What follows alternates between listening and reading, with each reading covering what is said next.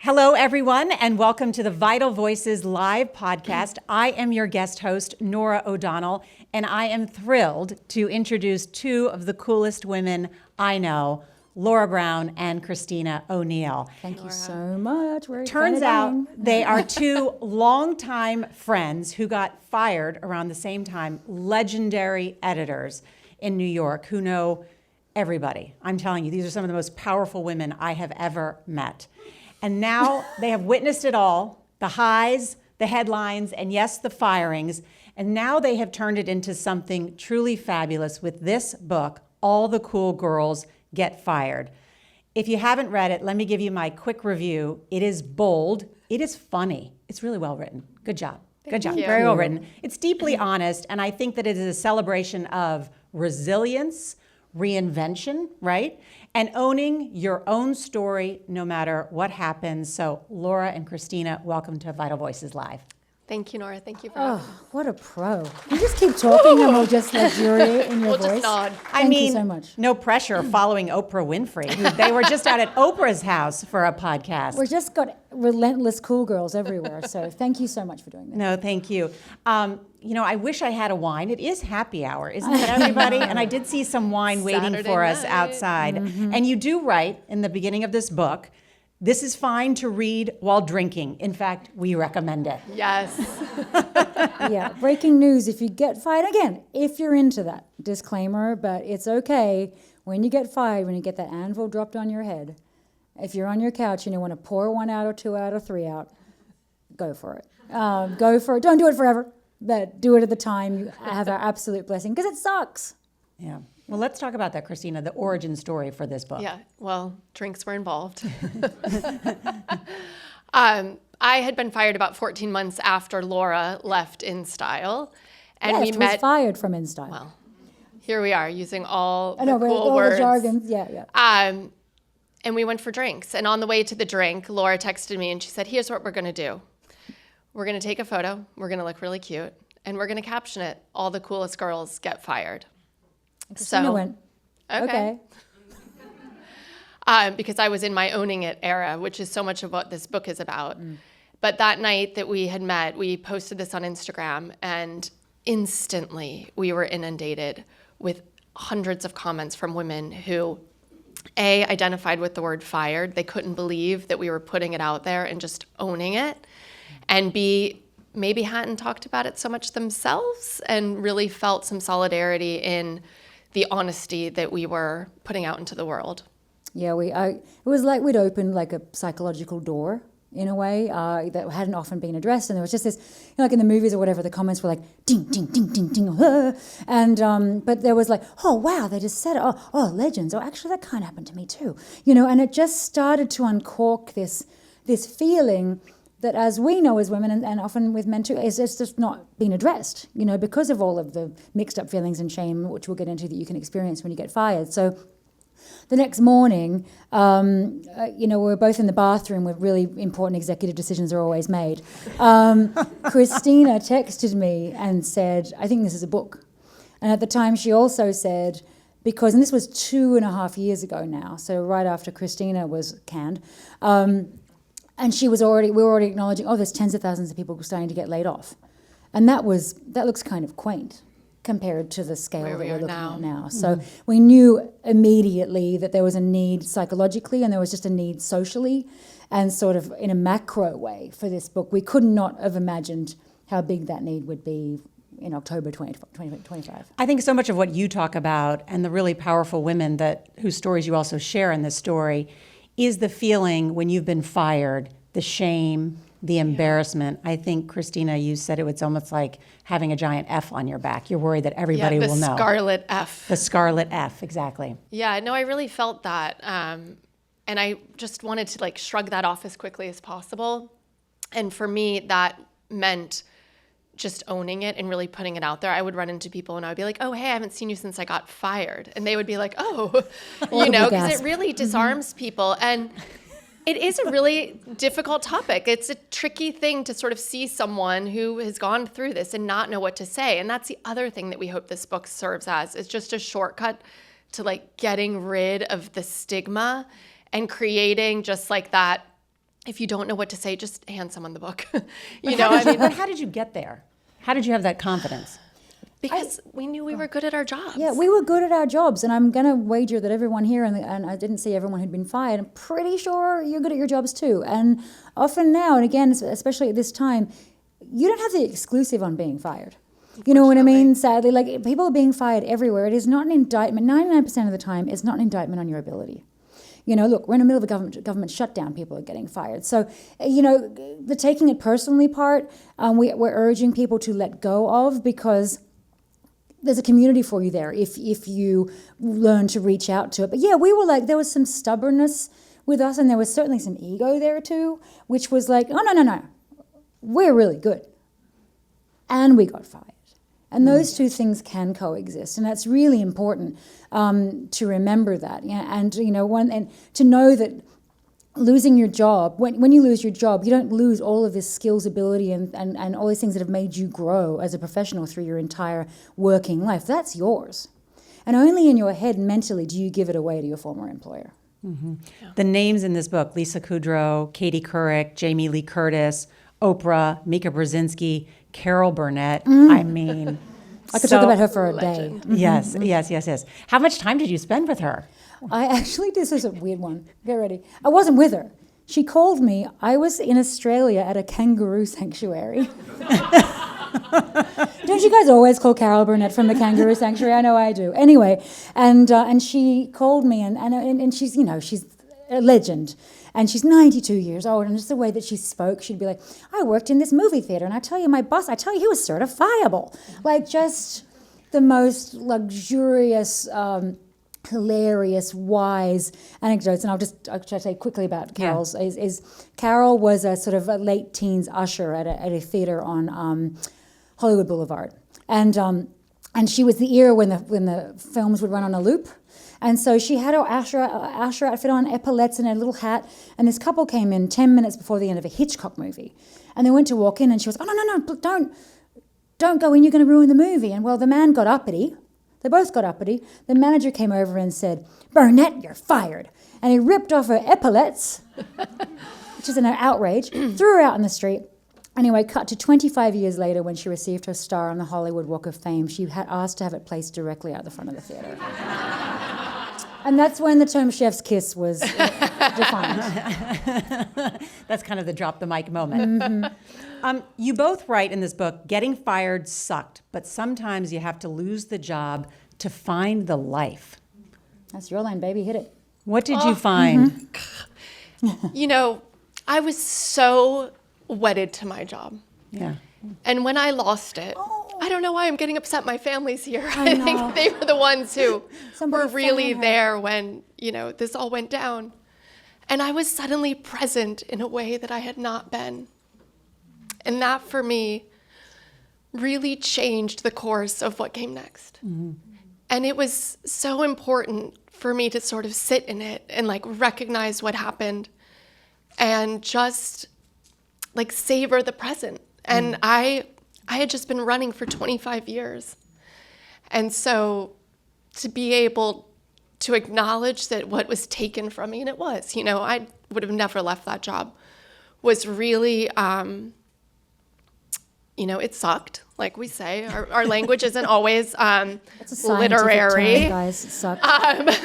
But, I think it was the thing that jolted me into, the next 2.5 years. We would not be sitting here if we hadn't been fired. And the irony of that is not lost on us. And we are so grateful for what came after that. Mm-hmm. And, the last thing you want to hear when you get fired is that it's the best thing that's going to ever have happened to you.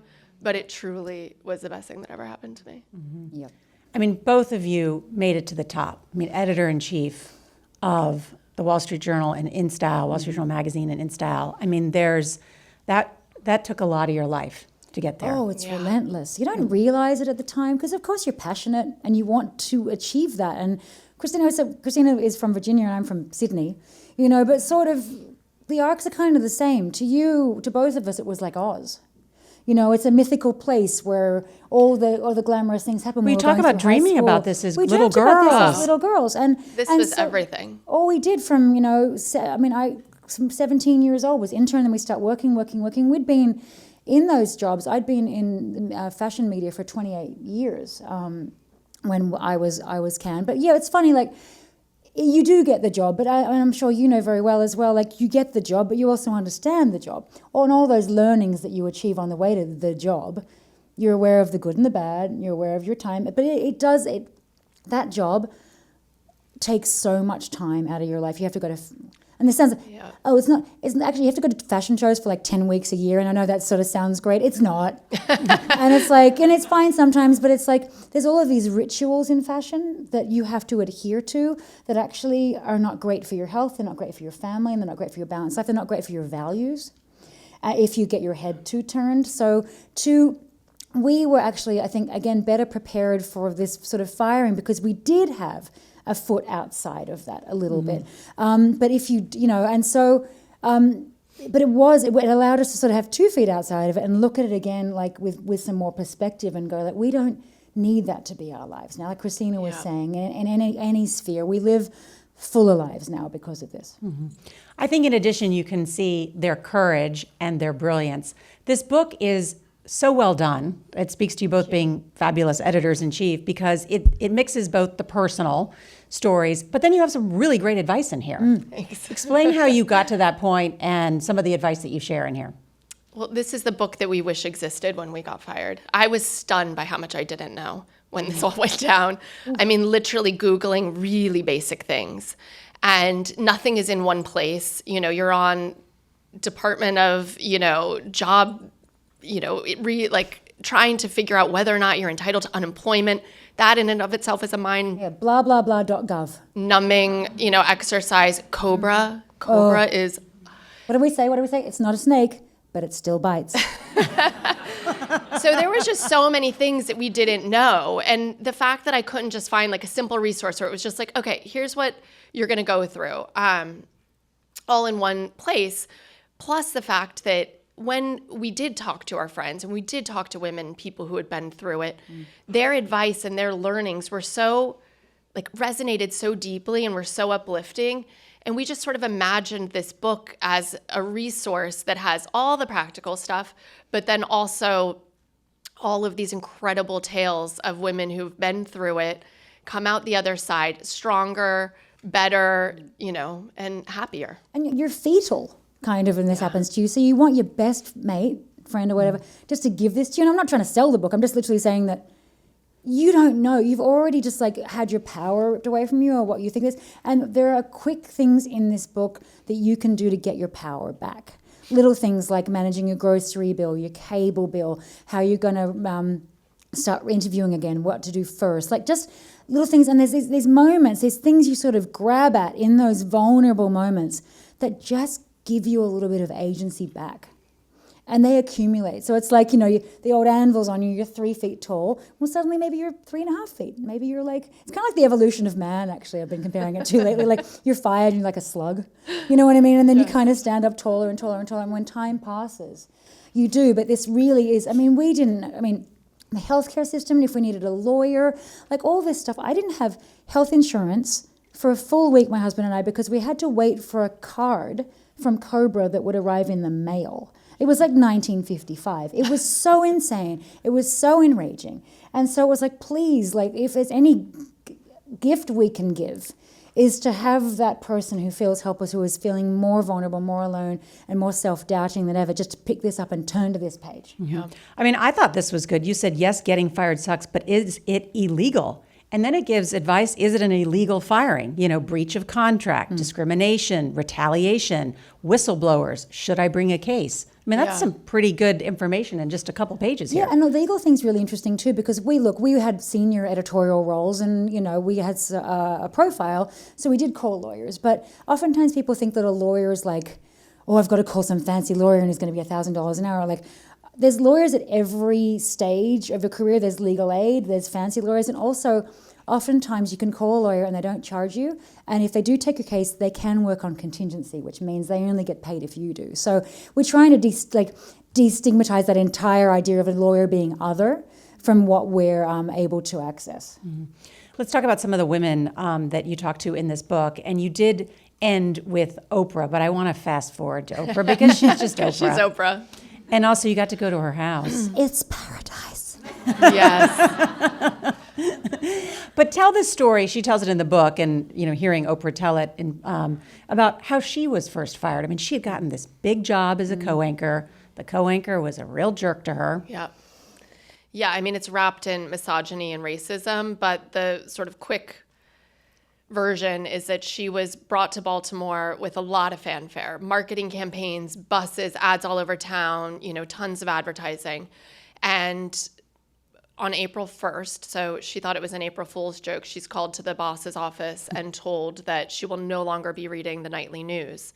And she thought it was a joke, because they had obviously invested a lot in bringing her to Baltimore. And they said you're just going to do the 7:45 a.m. the cut-ins. in the morning. Cut-ins. The cut-ins. which are those 5-minute little clips in between, they're basically like the traffic and weather report. If you're watching the Today Show, they cut to the local. Or CBS Mornings. Or CBS Mornings. Yeah. When you're watching CBS Mornings endlessly every day on loop, and then you go to whatever Nora's doing, and that's Not all talking you about the night.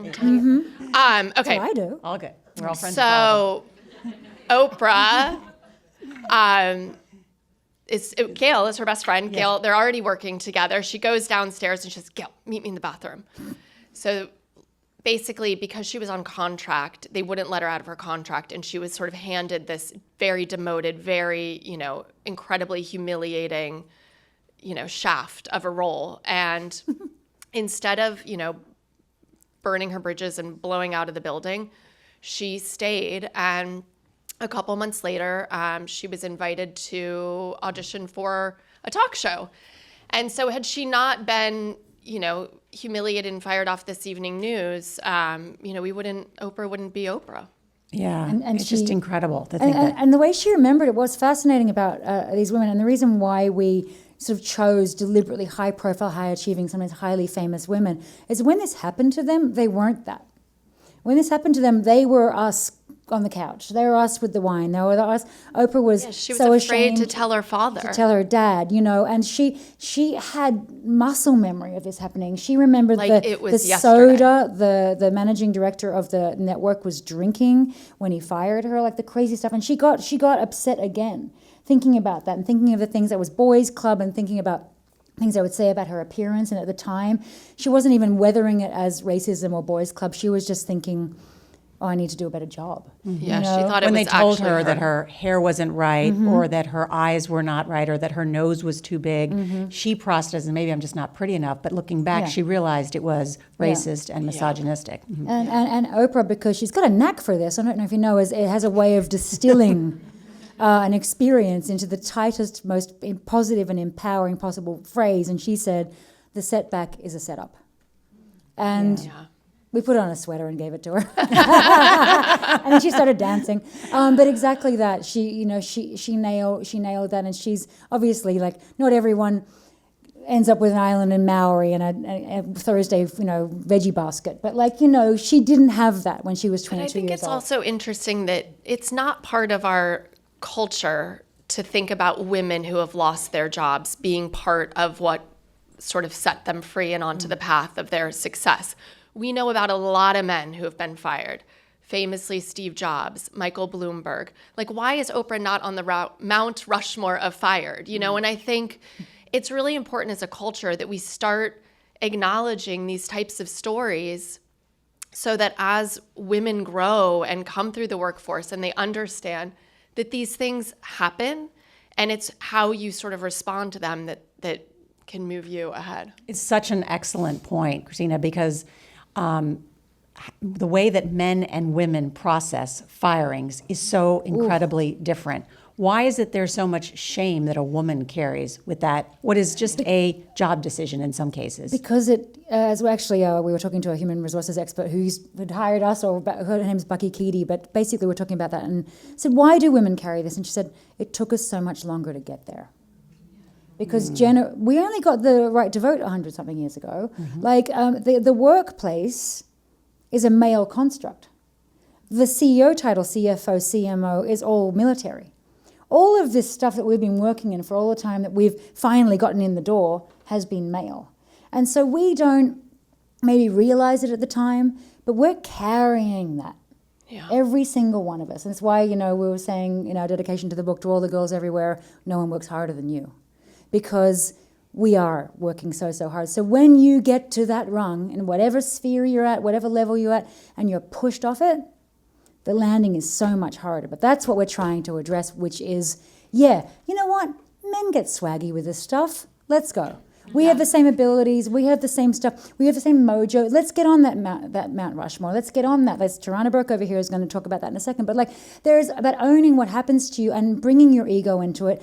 One, makes you feel better, and two, builds you up faster to move on and own your life and own your passion and the road forward, rather than sinking. So it's we got to be, this is the one time I'm going to say in a Vital Voices Women's Organization, we got to be more male. Just a little bit. Yeah. I mean, this is Oprah says, what I would say to my younger fired self is, hold on, it's coming. It in all its glory is coming. This is just a closed door leading you to the next level that you couldn't see for yourself. Yeah. Exactly. It's perspective. So much of this is, and what's speaking as women too, we've been fighting so long to be able to choose to be able to succeed. And in a way, shame itself is a choice. Mm-hmm. Because no one goes, we're not in Game of Thrones where someone going, shame, shame, shame. You know what I mean? Women just go, you've already got the anvil. Oh, let's pick up this ball of shame and carry it around. And we have this badass banker in the book called Sally Krawcheck. She's so fearsome and amazing. And we're like, why do you think women do this? Why do they carry this shame? Why do they obfuscate or spin? And she went, I don't know, because nobody else cares. It's so in your head. And I think that's what we talk about when we talk about the Scarlet F and this sweater. You feel like you're walking into a room and everyone's like, oh, there she is, that woman who got fired. Yeah. And then you're like, oh no, everyone's just going about their business, carrying on with their day. It's all in your head. And actually, this is a better sweater. Put the flame on. Mm-hmm. So, I think that's one of the things that we really learned and why we're such an advocate for using the word fired. Mm-hmm. And on that note, I think you make a lot of point in the book too, is just your job is not your identity. No. And that's hard to process. Yeah, I think that, we say that if you attach all your identity to your job, if you lose your job, you'll lose it. Gone. And, and of course, we want to love what we do. We spend a lot of time doing what we do. But again, one of the best analogies in the book is from a mental health consultant called Natasha Bowman. And she said, when you go to a job, you're like a library book, right? You're borrowed by your employer. All your knowledge, though, sits in that book. So they borrow you. If something changes, you let go, you're still that book. And so you'll go back to the library and someone else will borrow you, but you own all of that. They don't own you.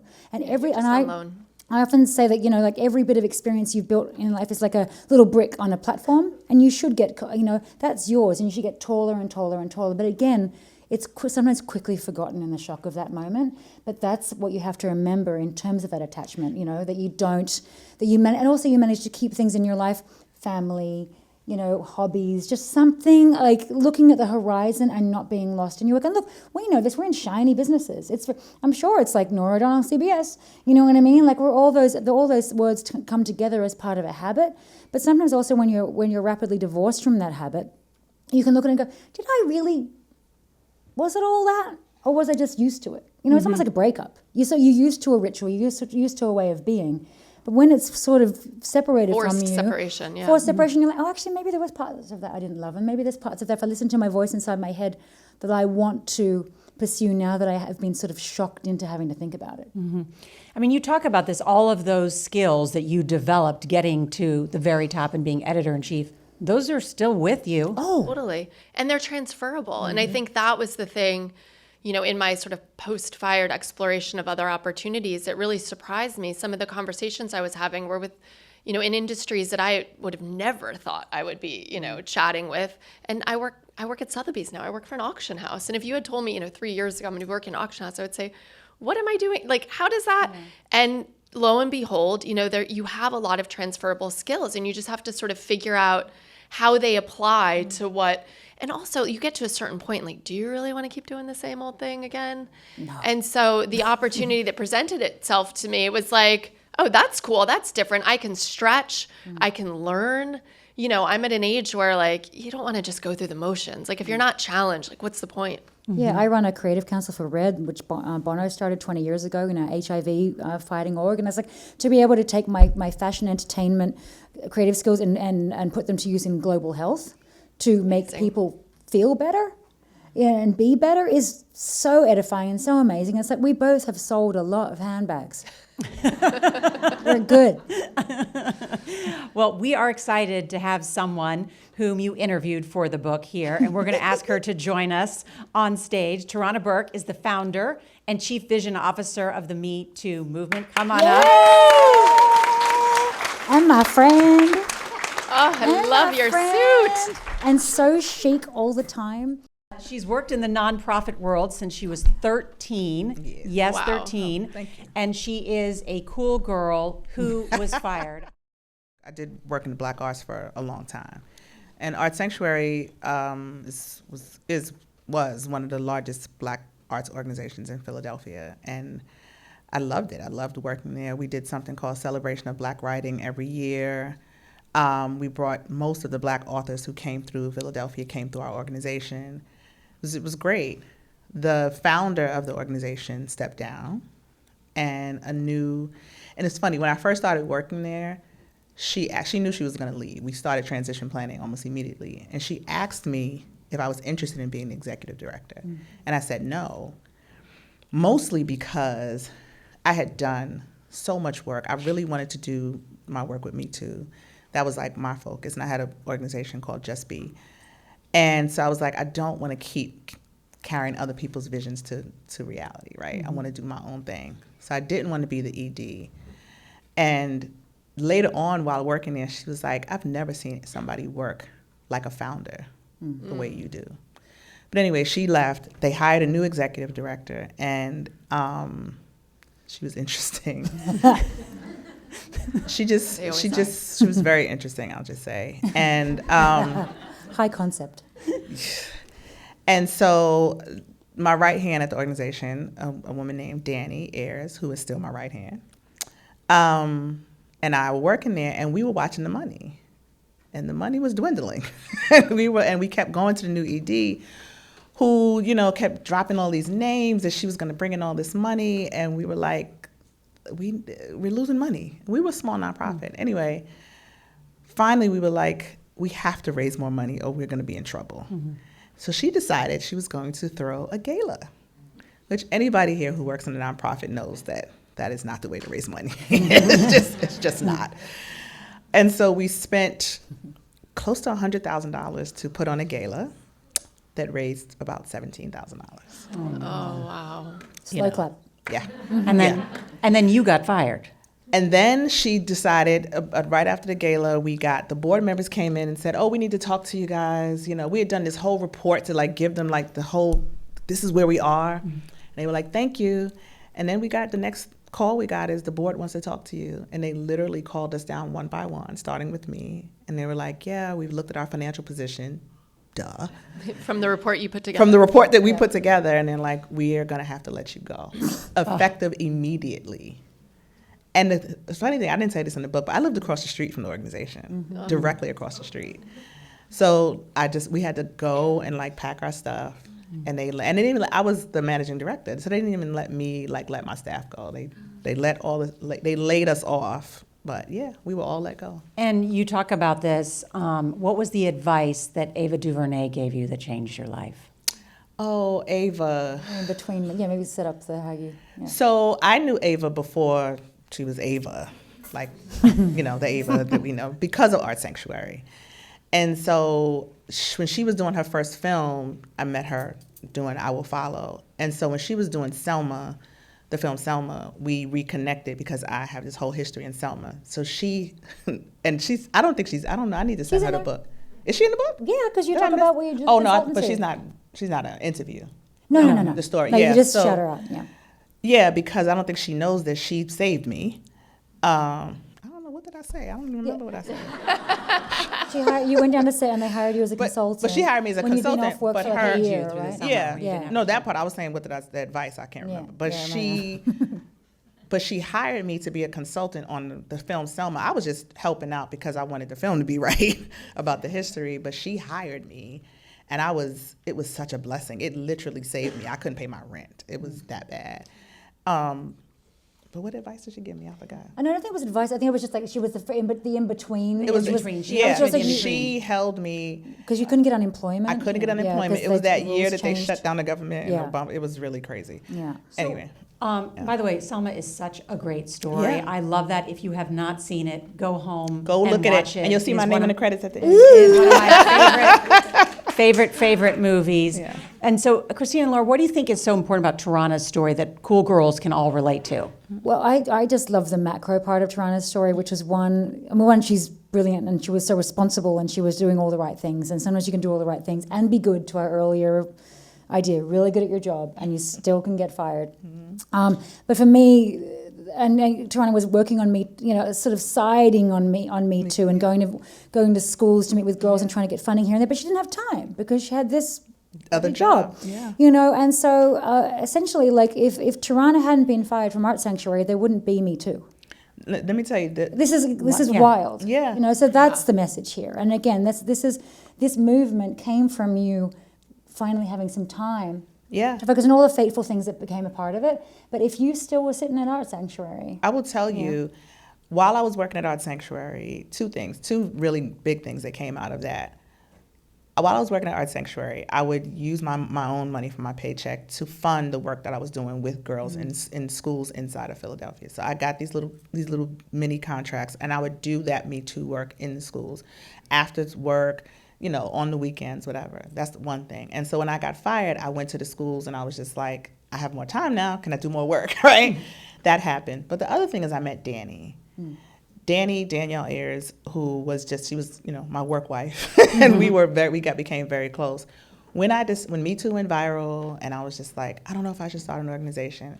When I decided to start Me Too International, the very first call I made was to Danny, who is now the CEO of Me Too International, and she and I are bonded at the hip, and she's the reason why we've been successful for the last 7 years, right? That relationship, that experience that we were fired together.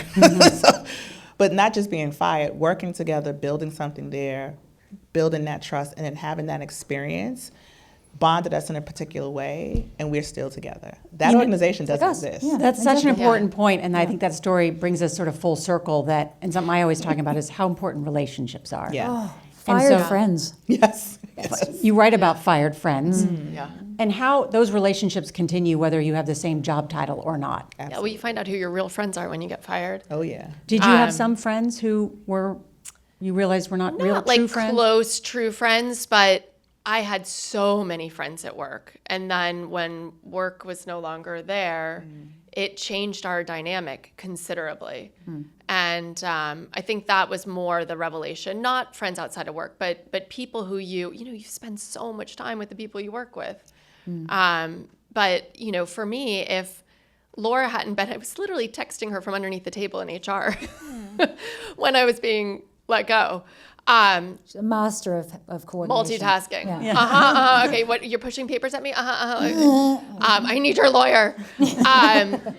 So if Laura hadn't been there for me and, we hadn't gone for that drink and all the things that have come since, I think I would have felt a little lost. And we really hope that this book becomes that friend for so many people and that hug and just that, sense of security because, it is a really lonely period. Oh, and can I Or shout can out be. my husband who came up with this? Speaking of science, the Johnny Appleseed theory. But basically, Brandon said, and because he was referring to me, and I've been working for such a long time, but he was saying throughout all your career, you don't realize, and this applies to all of us, you're actually throwing little seeds around, and you're not going, I'm going to plant this, you're just doing it, and then something happens like losing a job or a change, and if you've been good and you've worked hard, there can be an orchard there for you. And because you've built a reputation, people trust you. And I think for us, it's a specific example, but our book is an example of that for us. Like Oprah, Oprah isn't a typical example for everyone, and it isn't in our lives, but it is for this one moment. And we'd worked on some stories with her, we'd talked with her, we'd interviewed her, she liked us, and then we lose our job, and sometimes, and then she goes, of course I'll do that for you. Tarana told me, her story, and showed up for the book. All of these women showed up for the book because we had built trust with these women, over our careers, and people will show up for you, whatever scale it is. You don't have to write a big old book. You could be going for your next job. You could be doing anything. You could be taking a break. People will show up for you. You have to believe that. Yeah. One thing we've talked about so far is being fired by someone else or the company or that you work for, but you also talk about firing yourself, which I think is an interesting discussion to have, because I'm sure there are many people in this room who have voluntarily left their positions, and why this book can be, the ick. So describe that and how this book too can be helpful. You take it, but we started with reading the room, vibes are off. Yeah, I mean, because they're we have a lot of friends who are miserable in their jobs and don't do anything about it. And it is the most frustrating. They are the worst people to get a drink with. You're just like, shut up, do something about it. And it's really frustrating to sort of sit and listen to your friends wallow when, there's a whole world out there if you choose to embrace it. There's a key friend right now who's doing this. Go on. That's why she's raising her voice. But it is scary if they have rent to pay or a mortgage. No, of course. But I think there are a lot of things that you can do if you realize you're in a position. And yes, some are extreme. A lot of workplaces are going through, enormous upheaval. But if you're in a place where maybe things are okay, and you can start taking meetings, update your LinkedIn, which we hadn't done in 10 years. I was an Italian accountant on LinkedIn. I don't know how. Laura was somehow registered as someone else. We hadn't done our resumes. We weren't in any position. When this happened to us, we were like, what? How do you download contacts? The team had to text each other after we got fired on Zoom going, how do we do it, Brian? Brian was the one guy who knew anything. The one, yeah. So, I think there are things that you can do to put yourself in a position to get ready for change. And if you are really unhappy, so much of what this book is about is intuition, instinct, not putting yourself in a situation where you feel yucky. And if going to work every day makes you feel yucky, you have to do something about it. What about overworking too? Well, that's a sign. That's a sign that you need to, if you can fire yourself. If they're taking every ounce of your will to live out of your body, and and you can't see out, sometimes you need to try and check yourself. But that's again, that comes with attaching your value, doesn't it? If you're giving it too much and you're putting too much of your value in that, because you're spending too much time there. Yeah, really I'm thinking about too. people who are working for themselves and are afraid to take the leap to fire themselves and get help. Yeah. Because I'm also thinking about friends I have who I'm like, this is the moment you need to stop trying to do everything. Right? Yeah. You need to fire yourself. Yeah. Yeah. And Tarana, I love what you said that you learned from being fired. There's nothing wrong with being asked what's next and not knowing. Absolutely. You say, I don't know, So is a good. totally fine answer. It's a perfectly fine answer, because sometimes what happens is everybody in this age, this moment that we're in now, people want to answer, you have to know, and that's what they think makes you cool, is having a plan you have to sit in I'm trying to figure it out. Yeah. I don't know. And when So you how put do you your figure hand that up, out? Yeah, you have to put your hand up. Can I just say sometimes by being still? Yep. I think we try to rush and, do the things, update your resume and all the rest of that, but you then have to sit still and figure out what you want. I knew in every fiber of my being that I wanted to do this work. I wanted to develop my organization. I wanted to do the Me Too work. I didn't know how. Nobody would give me any funding. Nobody really believed that it was a thing, that was real work to do. So I kept trying and failing at it. But mostly I didn't have time. I didn't have time to think. I didn't have time. So what not having a job, besides anxiety, gave me, I was home. So I wrote out all my little plans. I dreamed. I did, and I don't want to make it sound like a fantasy, because I also had a teenager who was about to graduate high school, who was going to junior prom, and but my friends chipped in and they helped me deal with a lot of that stuff. But I took a breather, and when I thought I was going to be an artist for 10 minutes. Did you? I did. I don't really talk about that part. Set a timer? It's a little embarrassing. Yeah. But I went out and I brought construction paper and yarn, and I was like, maybe this is what I need to do. But then I saw the art and I was like, no, Decision was not your made calling, for you. right? But it gave me time to be like, check that off the box. Tarana, you're not an artist. Yeah. This is what you. But that's, like we say, like, of course, like most of us in life have pressing needs when we get fired. We've got to pay our rent. We've got to have healthcare. Life is not a vision board. But if you can let that in the moment, we have this brilliant, I think one of the most brilliant pieces of empathetic advice in the book comes from New York Times Your Money columnist Ron Lieber. And he said, okay, people with more money have more time. We know this since time immemorial. But, everyone has a beat. And he said, if you have a little bit of time, think about what made you more happy and less happy over the course of your career. Yeah. What can you do going forward to increase the happiness and decrease the unhappiness? And we call it math for your dreams, which is the only math that we've ever been interested in. But it's really true. And so even if, of course, you've got to go get the job because you've got bills to pay, if that little pilot light just goes on in your head, a little bit of just, maybe, like I remember there was a very depressing piece in the Times the other day about college-educated layoffs and how like the myth has always been if you've got a college degree, you're going to be employable forever, and everyone's suffering from layoffs as well now. And there was a guy in it, and he's taking part-time jobs, and he's pinch hitting and doing all of these things, and he's having a hard time. And I'm not saying he's not having a hard time, but there was a little quote from him, and he said, "But I always wanted to make board games." And he kind of has been making these board games as well as doing all this kind of scrounging to get employed. But there was this sort of hope in his voice because he was having a moment to at least exercise some sort of dream, and like whether he can or can go with that, we don't know, but at least it's in his head now. Well, I think, too, what you've done with this book is give people grace. And sometimes I think women don't give ourselves enough grace and give others grace in a way that can help you have the space to do what is find your creativity, find what you really love. Grace space. Grace space. Grace space. Grace space. Grace space. So this book has been so popular. I just wanted to take a minute to note #1 on Amazon in women in business. That was loud. Sorry. #1 on Amazon in work-life balance. Woohoo! Hang on. We're somewhere in self-help at the moment. We're number 17 or 18 in self-help. In between F-U-C-K yourself and the power of positive thinking, which is just like the Sums dream. it up. Yeah. Mm-hmm. Sums it up. You mentioned this earlier, and I mentioned this to them before we came on stage, but one of the things that just kind of got me was actually their dedication, which said to all the girls everywhere, no one works harder than you. Yes. And we say in our group, we've never met a lazy girl. Nope. Yeah. No. Again, what we carry with us, which we don't think about every day, the construct that wasn't there for us, the days that are tiring, the family we care for, the raise we didn't get.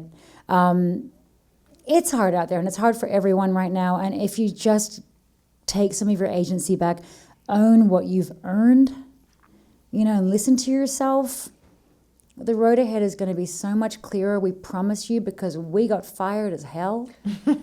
And look here. And so it's really, really important to remember that. Every girl here. And Kristina, what have you found the reception to this book? Oh, it's been overwhelming. I think for us, all the women who are writing to us on LinkedIn and our Instagram DM, who are reaching out, women who are coming up to us at, the few events that we've done in the sort of, week or so that the book has been out. It has been so heartwarming to connect with all of these people who have been through it and maybe hadn't felt seen before or didn't feel like the language was there for them to talk about what they had been through. And so if we can, help people level set on what they're going through and make them feel a little cool. Yeah, can I just add, sorry, I got a message on LinkedIn. Anyone who's hitting me up on LinkedIn right now, I'm like, except because I know they're all telling me fire stories. It's not just someone who wants to network. They're like, I need to tell you that I got canned. But there was a really incredible woman who ran a big federal agency and was laid off in one of those one-line layoffs that happened earlier this year that we'd just heard about on the news. And she wrote the most beautiful note. And but at the end of it, she wrote her name, and then she wrote underneath it, "Cool girl." Aww. Oh, wow. And I was like, shout out. Like that is flipping the narrative right there. Mm-hmm. Yeah. And how much about that, I think, in addition to sharing your story, making sure people feel less shame, embarrassment, what do you hope is the cultural shift? Well, like I said before, having more women in the conversation where you know what they've been through and what they've built after, I think is such an important, story to tell our children, our daughters, our friends, each other.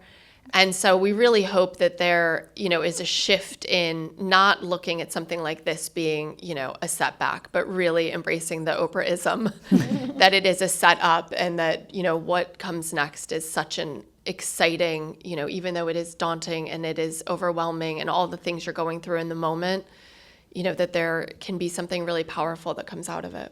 And maybe you're not an artist, but you could perhaps found a groundbreaking social movement. Yes. So thank you for that. Well, thank you.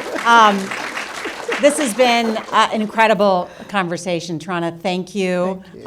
Who just got off the train to be here. Yes, thank you. She's And a girl Laura on the and go. Kristina, your honesty and your humor, I think, is going to help so many people Absolutely. in shifting all of that. And we should say, too, that All the Cool Girls Get Fired isn't just a book. It's a celebration of friendship, of courage, and truly owning your own voice and your own power, which you guys have displayed so beautifully and courageously here. I'm Norah O'Donnell, and thanks for joining us for the Vital Voices live podcast. Thanks to Vital Voices and this incredible team for hosting us. The work you do is immeasurable, and so we are all grateful to all of you, this incredible space here. You can subscribe wherever you listen, and stay tuned for more inspiring conversations with women who are changing the world one bold story at a time. Thank you all.